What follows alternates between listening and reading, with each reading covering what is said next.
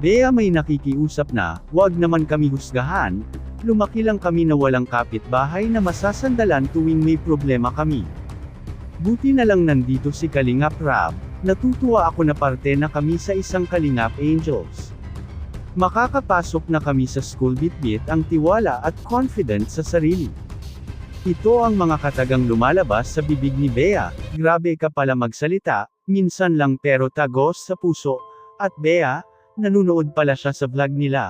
Grabe, very proud sila na natulungan sila ni Kalingap Rab. Walang humpay na pasasalamat at mangiyak-ngiyak na sambit nito, hindi niya kasi lubos akalain na sa sitwasyon nila may pangalang Kalingap Rab ang tumulong sa kanila. Grabe ang pasasalamat talaga nila mga kababayan at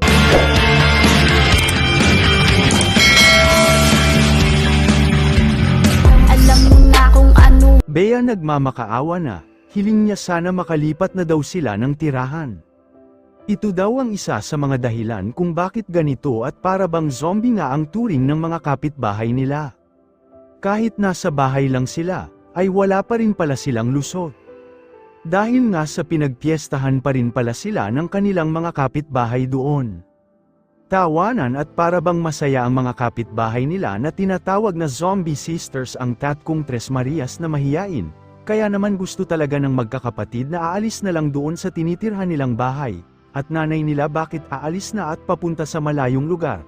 Ang sabi ay kukunin lang ang record sa mga anak niya, dahil ito pala ay hindi pa nga nakapag-aaral, kaya dahil sa aalis na ang nanay nila, posible na aalis din. Ito ang gagawa natin ngayon ng reaction mga kalingap, pero bago yan ay nais ko munang makiusap muli na sanay huwag kalimutang i-like ang video na ito at patapusin nyo munang panuorin ang kabuuan ng video na ito hanggang dulo para inyong malalaman ang nilalaman nito at please suportahan po natin ang channel ni Kuya Val Santos Matubang, Ate Edna Vlogs at Kalingap Rab. Maraming salamat po. Katulad sa sinabi ni Kalingap Rab, isa lang naman ang assurance at pangako niya na si Bea, Chris at Melissa ay makakalipat na sa bahay na titirhan nila soon. Una na kasi talaga ito sinabi ni Kalingap Rab na sila nga ay magkakaroon na ng sariling bahay.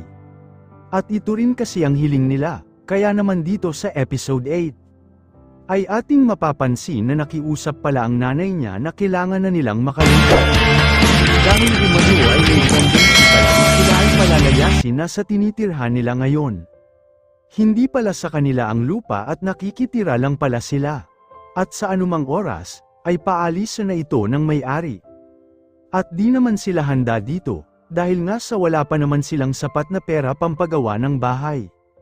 Kaya naman nakakatakot ito baka kasi sa isang banda ay paalisan na nga sila, lalo't na't ngayon pala ay nagbabalak na ang may-ari dito, sa kabila kasi ay benibenta ito at sakali sila ang makakabili or ang kalingap, ay baka nga ang mangyayari ay doon pa rin sila magstay. Kaso nga lang, baka kasi, malaman nila, ay baka mas mahal na AG benta nito tulad sa kapitbahay nila. Kaya naman ay aasahan natin na aalokan talaga sila nito na mas doble at triple pa ang presyo. Samantala, hala Bea, Chris at Melissa may natuklasan dahil dito. Tres Marias iniingatan na ang bawat kilos at galaw nila. Kaya kung ating mapapansin ay marunong na nga silang magdala sa kanilang sarili. At mismo sila ang nakatuklas dito at isang material na bagay na nakapagbabago sa kanilang lahat. Ay dahil sa bagay na ito, sobrang bilib na talaga sila ni Kalingap Rab at kay Kuya Val. At dahil dito, mismo sa sarili nila kaya naman gumawa talaga sila ng paraan para makatulong sa kanilang mga magulang, kaya sa isang iglap lang. At dahil sa ipinakita at mismo sila ang nakaka-witness na maganda pala talaga na naiblog pala sila ng Kalingap team na pinamumunuan ni Kuya Rab. Kasi na-realize nila ang mga bagay na ito na nakakapagulat at nagpapagising sa kanila ay, ito ang gagawa natin ng reaction mga kababayan, pero bago yan ay nais ko po sanay makiusap na i-like ang video na ito.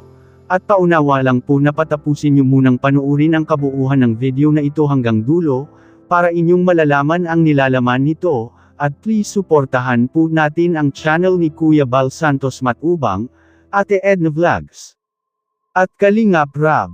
Maraming salamat po. Yes mga kababayan, isang bagay na nakapagbabago sa Tres Marias na mahiyain. At kung ito man ay nangyayari dati pa, ay sanay baka ngayon ay mabilis na lang silang makaka-recover at maraming na silang matutunan mga kababayan. Bagay na ikakatuwa ng lahat ng mga viewers at supporters nila. Anong material na bagay na ito mga kababayan? Isang clip ang ating panuurin mga kababayan. Para inyong malaman ito, yes mga kababayan, isang cellphone na hawak ni Chris at ng nanay niya. At mismo kahit kay Bea, ay meron na rin siyang hawak na cellphone. Bagay na ikinatuwa ng tatlong magkakapatid, dahil sa cellphone ay ating nakikita na sila ay maingat na sa pagbibigay ng mga sinasabi. Sa bawat tanong ni Kalingap Rob, dahil nga sa cellphone ay nandoon ang social media na ngayon ay kanilang natuklasan. Na sila pala ay nasa mundo ng pagbabago na gamit ang bagong pamamaraan. Para sila ay matutulungan dito, mismo sa channel ni Kalingap Rob. Kapansin-pansin dito na madalas ang hawak nila at panunood ng mga bagay na ikinakatuwa ng magkakapatid na mahiyain. Kung ating mapapansin kahit nga doon sa last vlog na habang sila ay nagsisimba. At pagkatapos nito ay nanunood si Chris sa cellphone niya at napansin ito ni Kalingap Rob. Kaya naman napakalaking bagay talaga na magkaroon ng tatlong Marias ng cellphone. Para kahit papaano ay kanilang malaman na sila pala ay tinutulungan ni Kalingap Rob. Samantala, isang banda ay nagtatanong na si Kalingap Rob kung nanunood ba sila sa vlog mismo sa kanilang mga sarili.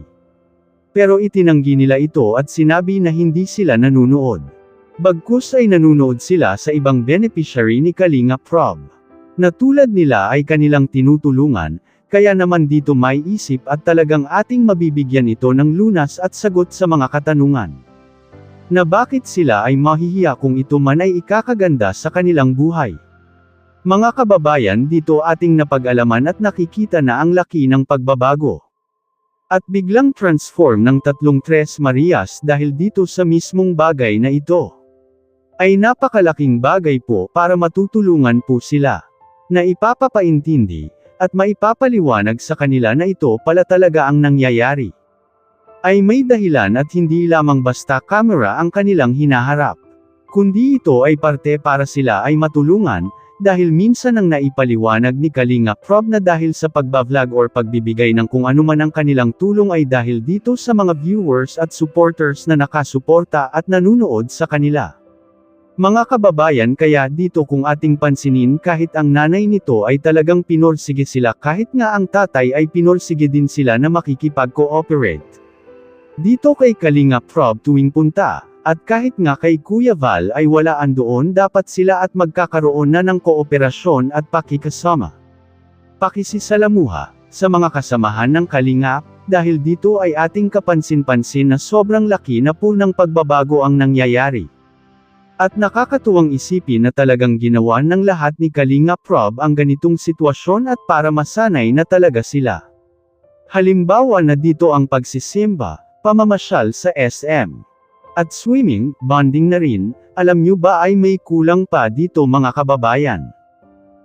Ano nga ba ang kulang? Kayo mga kababayan sana ay magbigay kayo ng inyong komento, reaction at suhestyon para ating malaman ang inyong damdamin at saloobin at may parating natin sa Kalingap team at mabigyan agad ng solusyon ang ganitong sitwasyon. Pero bago ko tapusin ay isang mapagpalang araw mga kababayan lalo na po sa lahat at ating ama na si Kuya Val Santos Matubang, Ate Edna Vlogs at Kalingap Rob. Maraming salamat po.